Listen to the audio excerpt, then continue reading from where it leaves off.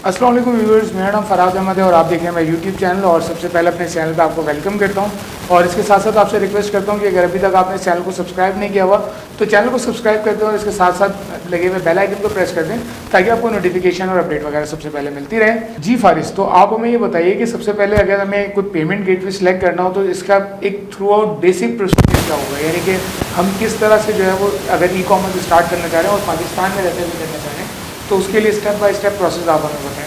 पाकिस्तान में रहते हुए अगर शॉपिफाई ड्रॉप शिपिंग करनी है तो पेमेंट गेटवे वो सिलेक्ट करना है जो यूज़र उस पेमेंट गेटवे से फेमिलियर हो, यूज़र को पता हो उस पेमेंट गेटवे के बारे में, ताकि वो इजीली अपनी पेमेंट कर सके और उसको ये पता हो कि मेरे साथ स्कैम नहीं होगा। मोस्ट पॉपुलर पेमेंट गेटवे जो है वो स्ट्राइप है, पेपैल है, टू चेकआउट है और वहाँ पे मतलब एक लिस्ट है कोई 30-40 पेमेंट गेटवेज़ की। उसमें से आप ये नहीं है कि जो पेमेंट गेटवे आपको इजीली समझ में आ रहा है वो आप इंटीग्रेट कर दें, उसके लिए भी आपको सोचना पड़ेगा कि कौन से पेमेंट गेटवे की तरफ जाना है। 4 से 5 पॉपुलर हैं, उसमें से कोई एक आपको सेलेक्ट करना है। लेकिन मसला ये है कि पाकिस्तान में सारे ही पेमेंट गेटवे ऑलमोस्ट मसला करते हैं।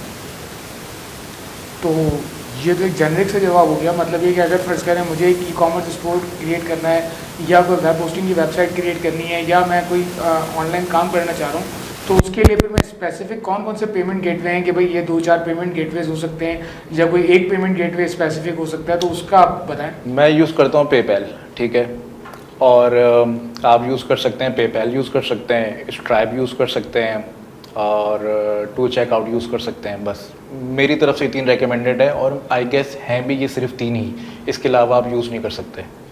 नहीं, जैसे अली पे है और बाकी बहुत सारे पेमेंट गेटवे तो बहुत सारे हैं, लेकिन वो जाहिर सी बात है अब उसके बहुत सारे रीजंस हैं कि जिसको वजह से हम उसको प्रेफर नहीं करते अपने किसी भी काम के लिए।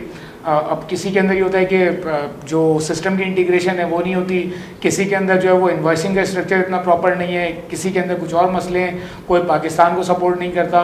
तो ये रीज़न है जिसकी वजह से, क्योंकि जब हम कोई भी अगर मैं वू कॉमर्स इंस्टॉल करता हूँ या मैं जो हूँ वो ए मेंबर इंस्टॉल करता हूँ तो मेरे पास कोई 60-70 पेमेंट गेटवेज की लिस्ट आती है।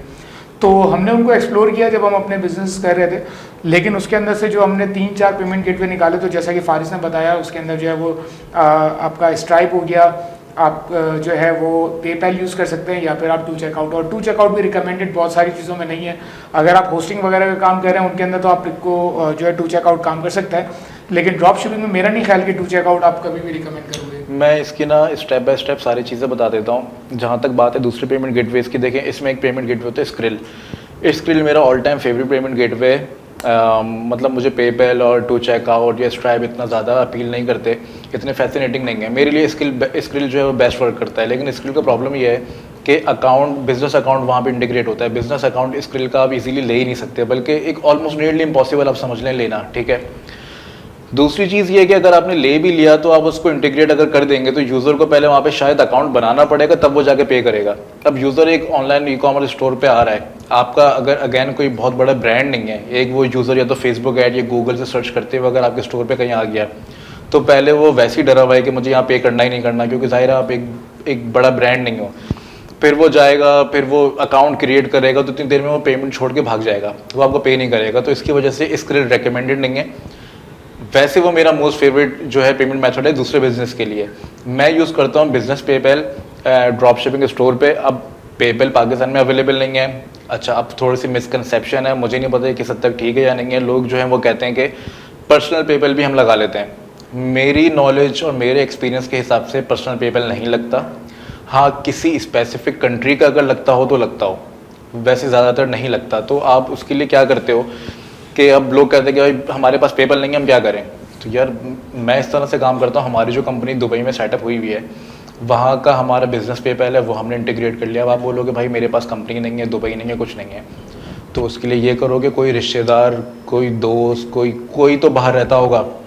जो बंदा आपका बाहर रहता है आप उसको बोलोगे भाई एक बिज़नेस पेपर साइन अप कर दो। अब यूज़र उसके लिए पूछेगा कि मुझे कंपनी फॉर्मेशन की ज़रूरत पड़ेगी, मुझे दूसरी चीज़ों की तरफ जाना पड़ेगा, उसके लिए ज़रूरी नहीं है। हाँ, अगेन हम यहाँ पे चैनल पे बैठ के ये बात नहीं कर सकते कि आप एक फेक पेमेंट गेटवे आप एक बना लो, फेक उसको यूज़ कर लो, लेकिन करना आपको यही पड़ेगा। इसका और कोई इसका मतलब इसको दूसरा कोई ऑप्शन नहीं है आपके पास।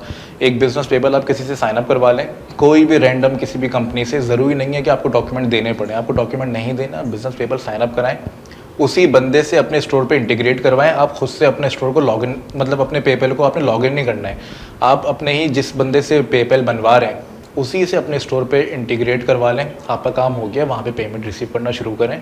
जब पैसे आपके पेपल में जाएंगे तो उसके विड्रॉ करने के भी बहुत सारे तरीके होते हैं, जूम होता है और भी दूसरे उसके तरीके होते हैं, वो भी आपको मिल जाएंगे। तो इस तरीके से आप काम कर सकते हैं। अगर आप ये सोच रहे हैं कि सब कुछ मैं खुद करूं, मैं यहाँ पे बैठ के खुद एक पेपैल बनाऊं, खुद सारा काम करूं, तो ये पॉसिबल नहीं है, आपको किसी की हेल्प लेनी पड़ेगी। मैं भी इसी तरह करता हूँ।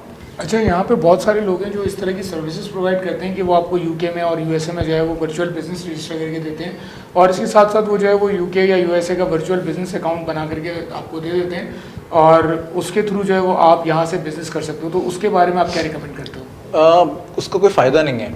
उसका फ़ायदा इस वजह से नहीं है कि वो आपको ये वाली चीज़ भी हमने की हुई है, उस पर आपको एक कंपनी सेटअप हो जाती है, ऑफशोर कंपनी एक आप सेटअप कर लेते हो, उस पर आपने पेपल बना लिया। अब पेपल बनाओगे कैसे, असल मसला तो ये है ना, बंदा तो अगर आप यूके में रजिस्टर कर रहे हो, अगर आपका बंदा यूके में है तो उससे हाँ रजिस्टर करके बनवा लो, समझ में आता है। अगर आप यहाँ पे बैठे हुए हो, किसी से सर्विस ले लिया आपने, उसको कुछ पैसे देके आपने ऑफशोर कंपनी रजिस्टर कर ली, तो पेपल अकाउंट तो आपने यहीं से साइन अप करना है, तो वो तो वैसे भी रिकमेंडेड नहीं है, फिर आप क्या करोगे।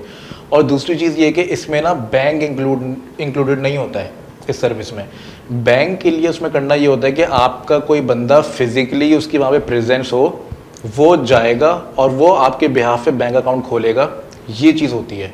अगर आप किसी से सर्विस ले भी लेते हो कि आपने कंपनी खुलवा ली यूएस या यूके में, आपका बैंक अकाउंट नहीं मिलेगा, पहली बात। दूसरी बात, जब कंपनी वहाँ खुल गई तो पेपल तो फिर आपने यहाँ से बैठ के बनाना है, तो आप वैसे भी बना लो यहाँ बैठ के। नहीं, अगर क्योंकि मैं असल में यूके और यूएसए की बात इसलिए कर रहा हूँ कि अगर हम दुबई की बात करते हैं तो हमारी वहाँ पे काफ़ी ज़्यादा कॉस्ट आई थी, और उसके साथ दुबई में बैंक अकाउंट मेंटेन करना काफ़ी एक बड़ा मसला है। तो नॉर्मल जो कस्टमर्स हमारे, जो ऑडियंस हमारी देख रही है, उनके लिए मैं ये कह रहा हूँ कि अगर वो जो है वो यूके या यूएसए के अंदर एक बैंक अकाउंट उनको मिल जाता है, और जो है वो वर्चुअल बिजनेस, क्योंकि वहाँ काफ़ी सस्ता है एज़ कम्पेयर टू दुबई। नहीं, इसमें बहुत सारी चीज़ें भी हैं। देखें, हर मुल्क का ना एक टैक्स का रेट होता है, ठीक है। पेपल बेसिकली देखें ऑपरेट कैसे करते हैं, इस चीज़ को अंडरस्टैंड कर लें। सबसे पहले पेपल क्या करते हैं, जब उसमें ट्रांजैक्शन आनी शुरू होती है ना, तो जैसे यहाँ पे एफबीआर है, तो अमेरिका में आईआरएस होता है, इसी तरह यूके का दूसरा इदारा कोई होता होगा। पेपल जो है वो आईआरएस को बोलता है कि भाई ये बंदा बिजनेस कर रहा है, इससे हिसाब किताब ले लो, ठीक है। अब वो आईआरएस आपको तंग करेगी, पहली बात। दूसरी बात, पेपल पे जब आपकी अमाउंट ज़्यादा आने लगेगी तो वो वैसे भी आपको बोलेगा कि आपने जो है टैक्सेस को जो है वो पे करना है। तो वो आप कैसे पे करोगे, इसके लिए एक सर्विस होती है, बुक कीपिंग सर्विस वो कहलाती है, और यूएसए में हम उसका तकरीबन $300 पर मंथ उसका पे करते हैं। उसमें क्या होता है, जैसे यहाँ पे अकाउंटेंट हमारे लिए काम करता है, वहाँ पे बुक कीपिंग सर्विस होती है, वो ये काम करती है। तो ये सब आप मैनेज नहीं कर सकते, आप टैक्सेस कैसे भरोगे। ड्रॉप शिपिंग में वैसे भी मार्जिन कोई बहुत ज़्यादा हाई नहीं होता है, हार्डली कोई 20% 30% का आपको कोई मार्जिन होता होगा। तो उसमें से अगर आप 16% या 14% टैक्स देने पे आ गए तो इधर वो आप बिजनेस में फिर आप सर्वाइव नहीं कर सकते। तो बुक कीपिंग सर्विस के पैसे अलग हो गए, टैक्स के पैसे अलग हो गए, कंपनी के पैसे अलग हो गए, तो वो मेरे हिसाब से बिल्कुल भी रेकमेंडेड नहीं है। अच्छा, इसके साथ साथ जो यानी कि पेपैल का फिर अगर हम दुबई की तरफ ही जाएं तो फिर हम सस्टेन कर सकते हैं। दुबई की तरफ जाएं बेस्ट ऑप्शन है, कतर की तरफ जाएं बेस्ट ऑप्शन है, या किसी ऐसे मुल्क की तरफ जाएं जहाँ पे 0% टैक्स हो, तो वो आपके लिए बेस्ट ऑप्शन है।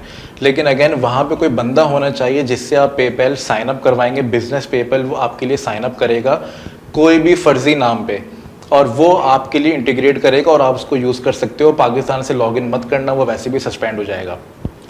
ठीक है। अच्छा, यहाँ पे एक चीज़ मैं और आपको ऐड कर दूँ कि जो फारिस ने बताया कि भाई स्क्रिल वगैरह, तो बेसिकली एक और चीज़ आप याद रखें कि कस्टमर आपके पास उस कंडीशन में ट्रस्ट कर सकता है जब उसको ये पता हो कि मेरे पैसे अगर यहाँ पे फंसे तो वो रिफ़ंड ले लेगा। तो वो कोई भी पेमेंट गेटवे वो वाला पे आपकी तरफ शायद ना जाए जिसके अंदर वो रिफ़ंड नहीं ले सकता। इसके लिए फिर आपके पास दो ऑप्शन बचते हैं, नंबर 1 पेपैल, नंबर 2 जो है वो क्रेडिट कार्ड। क्रेडिट कार्ड के अंदर अगर आपने चीज़ उसको सही डिलीवर नहीं की या डिलीवर नहीं की, इस कंडीशन में वो अपने बैंक से जाके चार्जबैक ले लेगा। और अगर आपने कोई चीज़ उसको नहीं डिस्प्यूट अगर आपने सही चीज़ उसको नहीं डिस्ट्रीब्यूट की तो पेपैल के केस के अंदर वो हो सकता है आपके ऊपर डिस्प्यूट फाइल कर दे और वो जो भी पैसे उसके हैं वो उसके पास वापस चले जाएं। एक्चुअली इसमें ना पेपैल में भी एक चीज़ होती है जो लोगों को नहीं पता, वो ये होता है कि पेपैल पे स्टिल आप ड्रॉप शिपिंग नहीं कर सकते। क्यों?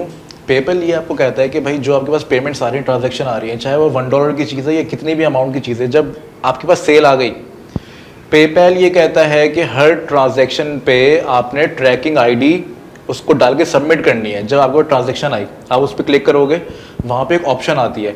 वो ऑप्शन कहाँ से आएगी? वो ट्रैकिंग कंपनी से आएगी। आपने अली एक्सप्रेस पे ऑर्डर प्लेस किया, 2 दिन के बाद, 1 हफ्ते के बाद, जब भी आपको ट्रैकिंग कोड मिलेगा, वो उठा के आपने पेपैल की हर ट्रांजैक्शन में अपडेट करना है, तो आपका पेपैल सिक्योर है। अदरवाइज पेपैल अकाउंट आपका वैसे भी सस्पेंड हो जाएगा। ठीक है फारिस, तो यहाँ तक कि तो हमने पेपैल की बात कर ली, लेकिन एक और जो पेमेंट गेटवे लाइक स्ट्राइप जो है जिसके बारे में, तो स्ट्राइप के लिए जो है वो आप क्या रिकमेंड करते हो? देखें, स्ट्राइप के लिए अब लोग क्या होते हैं, 2 चीज़ें होती हैं। या तो लोग बेवकूफ़ बन जाते हैं दूसरों से, या दूसरी चीज़ ये होती है कि लोग कोशिश ये करते हैं कि कम पैसों में हमारा काम हो जाए, तो वो मार्केट से स्ट्राइप जो है वो परचेज़ करना शुरू कर देते हैं, सारे डॉक्यूमेंट्स, और दूसरों को भी कन्वेंस कर रहे होते हैं। जैसे मेरे पास लोग आते हैं कि हम ये खरीद लें, मैं उनको मना करूँगा नहीं खरीदो।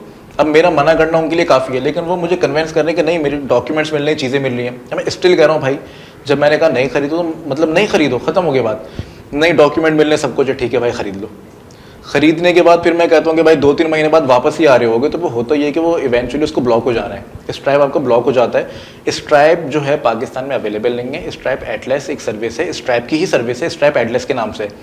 जिन मुल्कों में स्ट्राइप अवेलेबल नहीं है, स्ट्राइप कहता है कि भाई स्ट्राइप एटलस सर्विस हमारी ले लो, $500 हमें पे करो।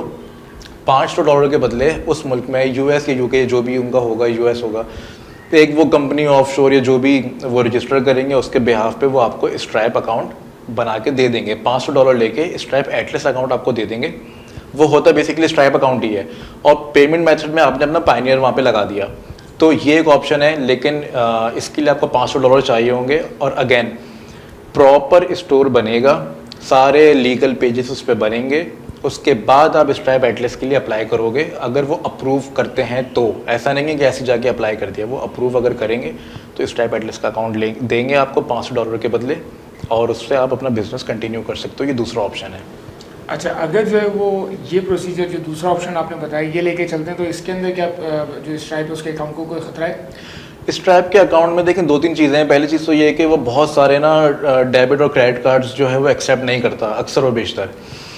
दूसरा ख़तरा ये है कि हाँ, ऐसा होता है कि अगर 5-6 चार्जबैक आ जाएं तो वो सस्पेंड कर देगा, आपको उड़ा देगा। ठीक है, ये एक मसला है। और मसले तो हैं ज़ाहिर है, इस वजह से हम बिज़नेस पेपैल की तरफ जाते हैं। वहाँ पे हमें कोई मसला नहीं है, हमारे पास आते हैं 50 रिफंड आ जाए 1 महीने में, कोई मसला नहीं। चार्जबैक पेपैल के ऊपर भी आते हैं तो पेपैल का अकाउंट भी उड़ता है। पेपैल का अकाउंट समहाउ हम बचा लेते हैं, हैंडल कर लेते हैं। स्ट्राइप वगैरह ये हम हैंडल नहीं कर सकते। पेपैल को हैंडल आप कर लेते हो, मतलब वो ईजी है, ज़्यादा कन्वीनियंट है।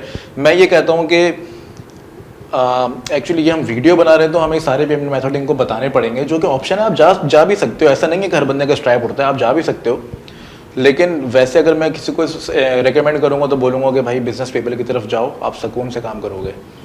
अच्छा, तीसरा ऑप्शन है हमारे पास टू चेकआउट। टू चेकआउट का थोड़ा सा मसला ये है कि एक तो वो इजीली अकाउंट नहीं देते। अगर आपने अकाउंट लेना है तो अगेन आपके पास कंप्लीट वेबसाइट होनी चाहिए विद रिफंड पॉलिसी, कॉन्टैक्ट के पेजेस, सारे लीगल पेजेस। उसके बाद आजकल मुझे रिपोर्ट अभी ये मिली है कि आजकल जब आप टू चेकआउट अप्लाई करने जाते हो तो वो कहते हैं कि पास्ट 6 मंथ की सेल्स की हिस्ट्री दो हमें, जो कि एक अजीब सी बात है। ठीक है, अच्छा, अगर इन केस अगर आपको टू चेकआउट अप्रूव हो भी जाए तो वो आप स्टोर पे इंटीग्रेट तो कर लोगे।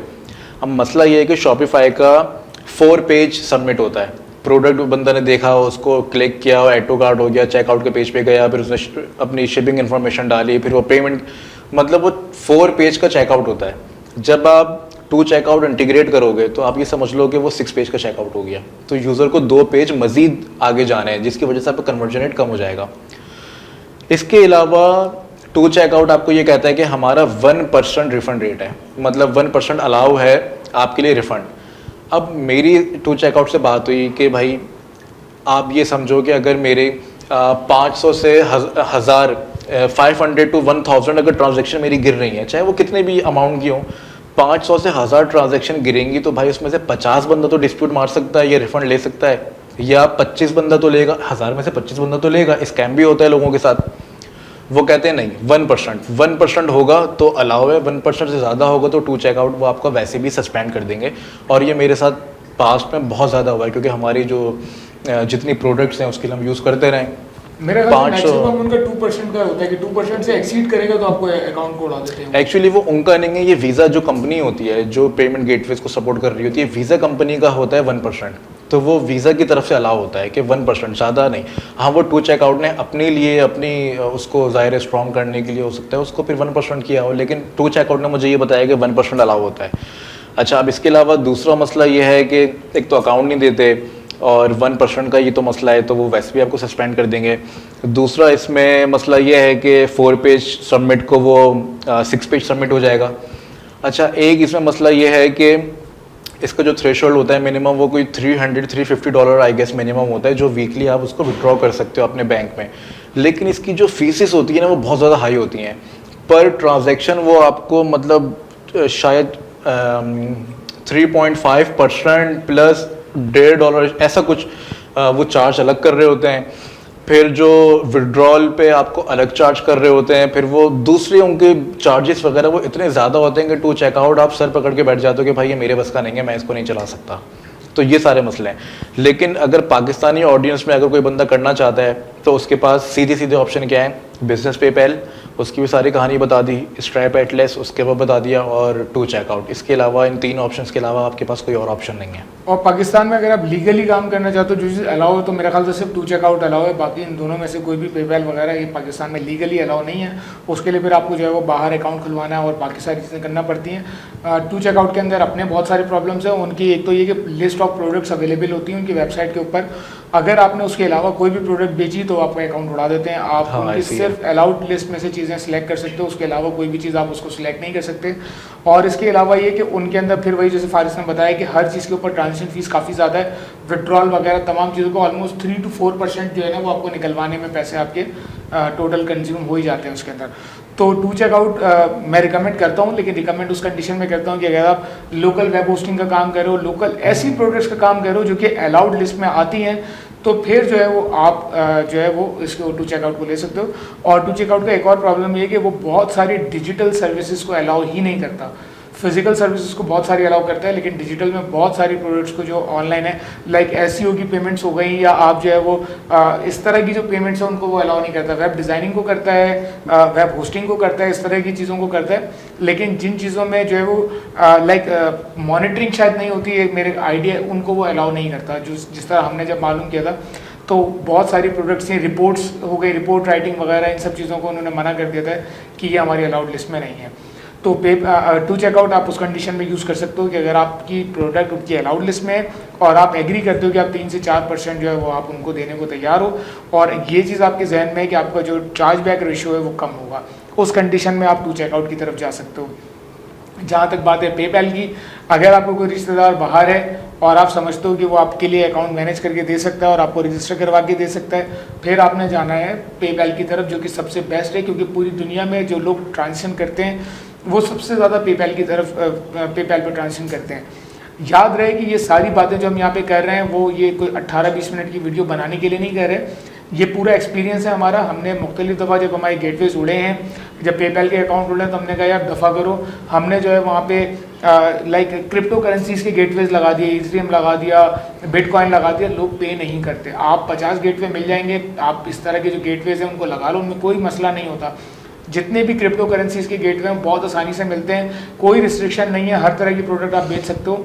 लेकिन आप वहाँ पे आके फंस जाओगे कि आपसे कस्टमर बाई नहीं करेगा उन गेटवेज के ऊपर। आपको शायद 1% या 2% से ज़्यादा ट्रांजेक्शन उनके ऊपर आएगी ही नहीं। तो आपकी मर्जी नहीं है पेमेंट गेटवे। पेमेंट गेटवे का प्रॉब्लम ये है कि वो कस्टमर की मर्जी का होना चाहिए, जिस पे कस्टमर रिलाई कर सके, कस्टमर ट्रस्ट कर सके।